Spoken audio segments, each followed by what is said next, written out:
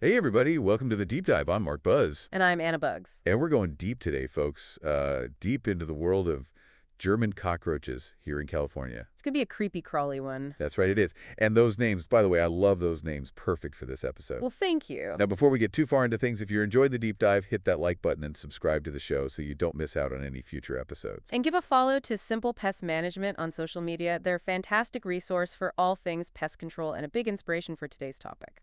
All right, so German cockroaches. Now, I've always heard that German cockroaches are like the worst kind to have in your home. Oh, they are. What makes them so much worse than other roaches? You know, it really comes down to their lifestyle choices. Unlike some other species that might prefer to be outdoors, German cockroaches have a strong preference for living inside your home. They like it warm, Ah, yeah. cozy, and close to all those delicious food sources. So they're setting up shop in there. They are setting up shop, which makes them much harder to insect. That's unsettling. How can we even be sure we're dealing with German cockroaches? What do they look like? So picture this, light brown or tan, about a ½ inch to 5/8 of an inch long, and they've got these two really distinctive dark stripes running down their backs. Oh, okay. Almost like little racing stripes. Two stripes. Okay, got it. But where are these little guys hanging out? I'm guessing they're not just out in the open. No, they're masters of stealth. They love warm, humid spots, think near food and water sources, so kitchens and bathrooms are like prime real estate for them. Yeah, makes sense. Cracks and crevices near the stove, the refrigerator, the sink, even inside cabinets are great for them. Oh my gosh. They also love pantries, closets, anywhere they can find some food crumbs and some moisture. Those so gross. You might even find them in basements or around sewer systems, Oh no. if those areas provide access to your home. Anywhere that's cozy with food and water. Exactly. That's a wide range. And I imagine they're pretty good at squeezing into tight spots too, right? Oh, absolutely. Their small size and flexible bodies allow them to squeeze into cracks and crevices that you wouldn't believe. Ugh, it's giving me the chills. But is it really more than just an annoyance, though? I mean, are they actually dangerous to have around? Yeah, unfortunately, German cockroaches are more than just unsightly. They can pose some serious health risks. Okay. And one of the biggest concerns is their ability to spread bacteria. Like what?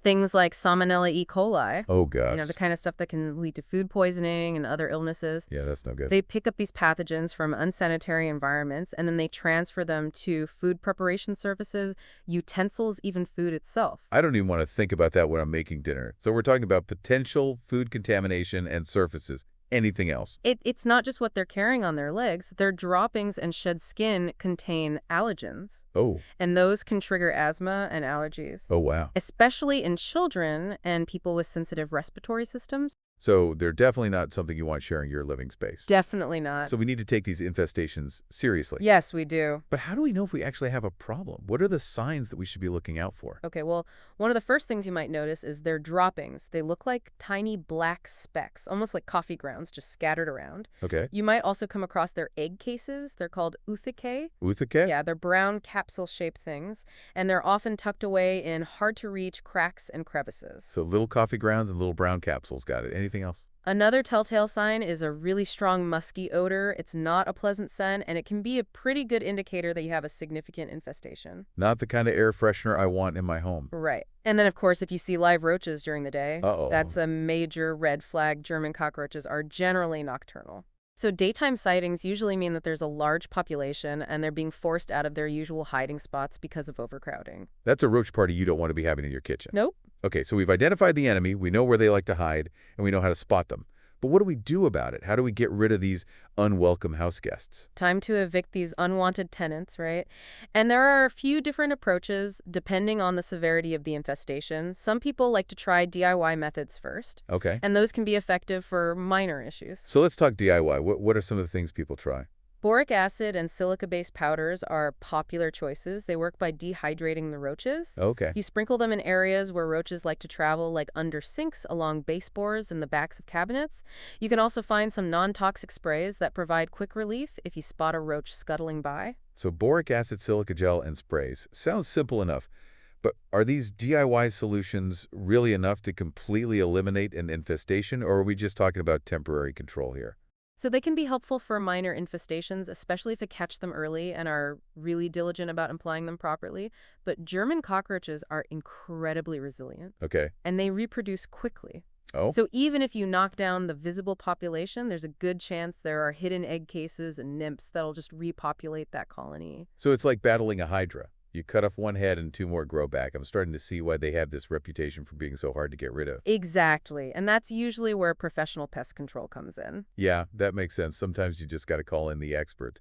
But what do the pros do differently? Well, they have access to a wider range of tools and techniques that are more powerful and effective. Okay, For example, they might use gel baits, okay. which are highly attractive to roaches and contain slow-acting insecticides that allow the roaches to carry the poison back to their nests and eliminate the whole colony. Oh, wow. They might also use specialized dusts and sprays that can penetrate those hard-to-reach cracks and crevices where roaches like to hide. So it's about targeting them strategically, Exactly. hitting them where they live. Heating them where they live. And I've also heard about something called insect growth regulators, or IGRs. Do those come into play at all? They do. IGRs are a key weapon in the arsenal against German cockroaches. And instead of killing them outright, they disrupt the roach life cycle by preventing them from reproducing. Oh, wow. So you're effectively breaking the cycle of infestation. So it's not just about killing the existing roaches, but stopping them from creating a whole new generation? Exactly. It seems like a more long-term solution. It is. It's about interrupting their ability to repopulate and regain a foothold in your home. So we've got the DIY options and we've got the professional-grade solutions. But what about preventing these infestations in the first place?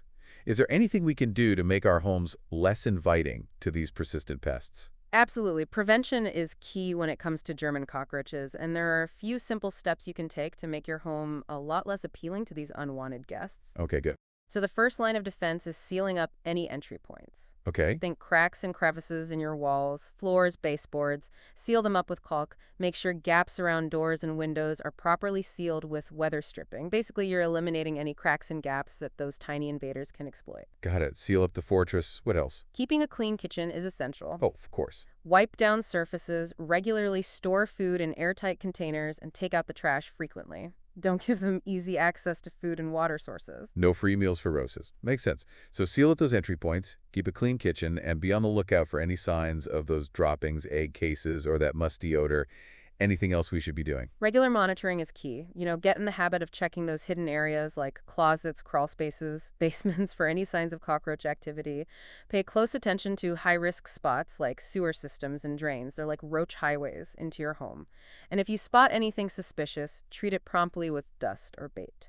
Okay, so regular inspections and quick action if we see anything suspicious. Early detection's key. Exactly. Now, speaking of experts, we have to give another shout out to Simple Pest Management. Absolutely. They're the pros when it comes to dealing with German cockroaches and other pests. They are. They serve all over Southern California, including Orange County and Sacramento. That's right. If you're facing a cockroach invasion, they're the ones to call. They are. All right, so you've heard it here first, folks.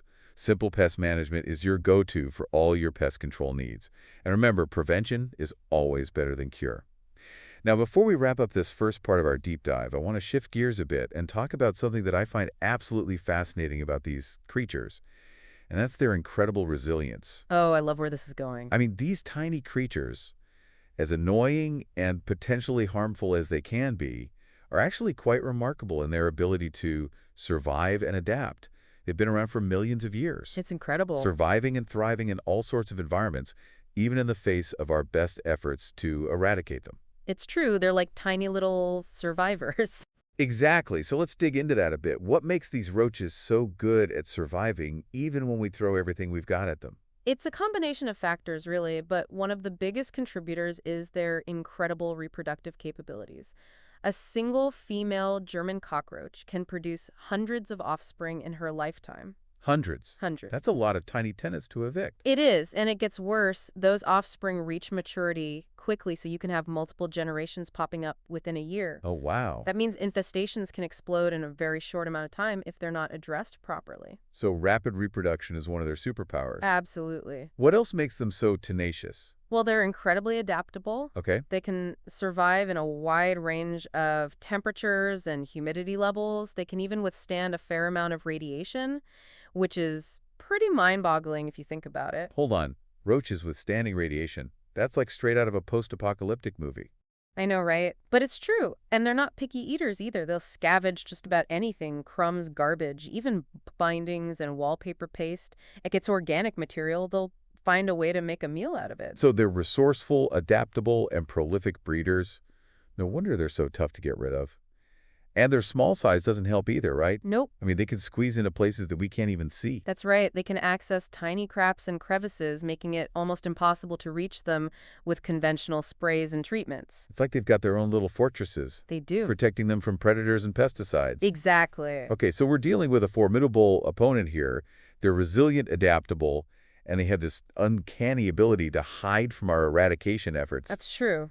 But knowledge is power, right? Absolutely. The more we understand about their biology and behavior, the better equipped we are to fight back effectively. That's right. So let's delve deeper into their fascinating, albeit slightly disturbing world.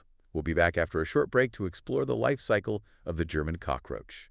Stay tuned. See you soon. Welcome back to our deep dive into the world of German cockroaches. Before the break, we were talking about their incredible resilience and how they managed to survive even our most valiant attempts to kick them out. They really are remarkable little creatures. They are. So let's talk about their life cycle. Understanding how they grow and reproduce must be key to figuring out how to control those populations, right? Absolutely. If you can disrupt the cycle at any stage, you have a better chance of preventing the population from just exploding. Okay, so walk us through it. What stages do they go through from, birth to road to adulthood? Well, it all starts with the egg. Female German cockroaches, they carry their egg cases, those little brown capsules that we talked about earlier, called oothecae, until they're ready to hatch. Oh, yeah, I remember those. Each ootheca can contain up to 50 eggs. 50, seriously. So each one of those little cases is like a potential army of roaches.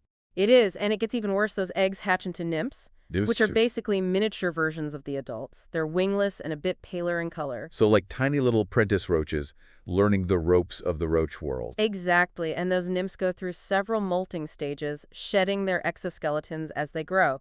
With each molt, they get a little bigger and a little darker until they finally reach adulthood. So it's like they're leveling up with each molt, getting closer and closer to becoming a full-fledged roach. I like that analogy. That's a good one. How long does this whole process take, from tiny egg to not-so-tiny adult? Well, the whole process from egg to adult can take anywhere from 50 to 100 days, depending on things like temperature and food availability. So within just a few months, you can have a whole new generation of roaches ready to take over. Exactly. And once they reach adulthood, they can live for up to a year. A year of roach shenanigans. That's a long time. So understanding this life cycle is crucial for effective pest control. It really is. Knowing how long each stage lasts, where they like to hide what they're vulnerable to at different stages, that's all critical information when you're trying to disrupt their populations. So if you can target them at their most vulnerable stages, you have a better chance of breaking that cycle and preventing those huge population booms. Precisely. That's why professional pest control methods often target multiple stages of the life cycle. They might use a combination of bait sprays and insect growth regulators to really hit them from all angles. It's like a multi-pronged attack on the roach army. That's a great way to put it. You've got to outsmart them because they're definitely not going to give up easily. That's for sure. And that brings us to the importance of integrated pest management, or IPM. IPM, I've heard that term before, but I'm not entirely sure what it means. Can you break it down for us? Sure. IPM is a holistic approach to pest control that focuses on prevention monitoring and targeted treatments.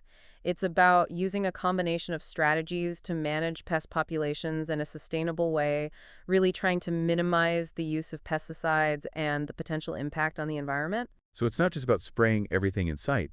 It's about taking a more thoughtful approach, right? Exactly. IPM involves understanding the pest's biology and behavior, identifying vulnerabilities in their life cycle, and then using a variety of techniques to disrupt those populations.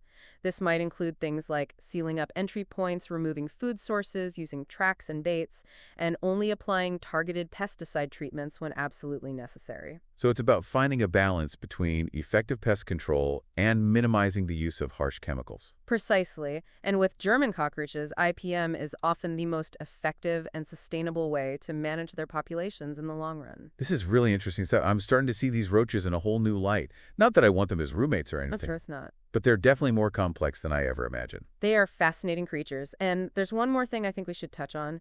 Their ability to develop resistance to pesticides. Oh no, not pesticide resistance. That sounds like a real problem. It can be. When pesticides are used repeatedly, some roaches may actually survive because of genetic variations that make them less susceptible to those pesticides. Okay. And then those survivors pass on their resistance genes to their offspring, creating a population that's increasingly difficult to control with conventional pesticides. So it's like an evolutionary arms race. It really is. We develop new pesticides and they evolve ways to resist them. Wow. And that's another reason why IPM is so important. By using a variety of techniques and minimizing the use of any single pesticide, they can slow slow down that development of resistance and keep those populations in check. So we've got to be smart about how we approach pest control. Otherwise, we're just creating super roaches that can laugh in the face of our best efforts. You could say that. All right, so we've covered a lot of ground in this deep dive. We've explored the fascinating and sometimes disturbing world of German cockroaches, their resilience, their life cycle, their ability to adapt, and even develop resistance to our best efforts to control them. We've definitely gained a much deeper understanding of these creatures. We have. But all of this knowledge isn't just for fun, right? No. It's about empowering ourselves to deal with these pests effectively and make informed decisions about how to protect our homes. Absolutely. Knowing your enemy is the first step to victory, as they say. And when it comes to German cockroaches, understanding their biology, their behavior, and the principles of IPM is crucial. Well said. Now, I know we've talked a lot about the science and the strategies, but I want to shift gears a bit in this final part of our deep dive and talk about something a little more philosophical. What can we learn from these persistent pests beyond the immediate need to keep them out of our kitchens? We'll be back after a short break to explore that very question. Stay tuned. We'll see you there. Welcome back to the deep dive. We're in the final stretch of our exploration of German cockroaches. We are, and before we wrap things up, I wanted to touch on something we mentioned earlier. We've spent a lot of time talking about how to get rid of these creatures, but what if there's something we can actually learn from them? That's an interesting thought. It's easy to get caught up in the ick factor. Yep. And forget that even the smallest creatures can offer valuable insights. Exactly. So what comes to mind when you think about the potential lessons we can glean from these persistent pests? Well, their resilience is the first thing that jumps out at me. You know, these creatures have survived for millions of years, Yeah. adapting to changing environments and overcoming countless challenges. They're practically indestructible. It's true. They've weathered ice ages, volcanic eruptions, even our most aggressive pest control efforts. They just keep coming back. And that's got to count for something, right? There's a certain tenacity there, a refusal to give up. That's pretty inspiring when you think about it. Yeah, I see what you mean. It's like they embody that whole never say die attitude. Exactly, and I think there's a lesson in that. For us as humans, we face challenges in our own lives, obstacles that seem insurmountable at times. But if these tiny creatures can persevere through everything life throws at them, surely we can draw some inspiration from that. It's a good reminder that even when things get tough, we have that capacity to adapt, to overcome, and to find a way forward. We might not have exoskeletons and antennae, Right. but we've got our own unique strengths. Absolutely. And it's not just about individual resilience either. Think about how cockroaches function as a collective. They're social creatures, Yeah, living in colonies and working together to ensure their survival. that's a good point. I hadn't really thought about that aspect of it. They rely on each other for food, shelter, and protection. They share information about resources and potential dangers. There's a real sense of community there. And in a way, that communal approach is part of what makes them so successful. They're not just individuals struggling to survive, they're a collective force. Exactly. And I think there's a parallel to our own lives. We're social creature too. We need each other for support, for collaboration, for that sense of belonging. Yeah. And just like a cockroach colony can't thrive without cooperation, neither can we. So these tiny creatures that we often view as pests can actually teach us something about the power of community, of working together to overcome challenges. It's true. It's a reminder that we're all interconnected and that we're stronger when we support each other. Well said, Anna. I think that's a beautiful note to end on. We've explored the biology, the behavior, the pest control strategies, and even the philosophical implications of cockroach resilience and community. It's been quite a journey. It has, and I hope our listeners have enjoyed this deep dive into the world of German cockroaches. I hope so too. And a huge thank you to everyone for joining us. Remember, if you're dealing with a cockroach problem, don't hesitate to reach out to the experts at Simple Pest Management. They have the knowledge and the tools to help you reclaim your home from these persistent pests. And don't forget the lessons we've learned today: resilience, adaptability, and the power of community. These are values that can serve us well, both in our personal lives and in our efforts to create a better world. Absolutely. So until next time, stay curious, stay informed, and stay cockroach-free.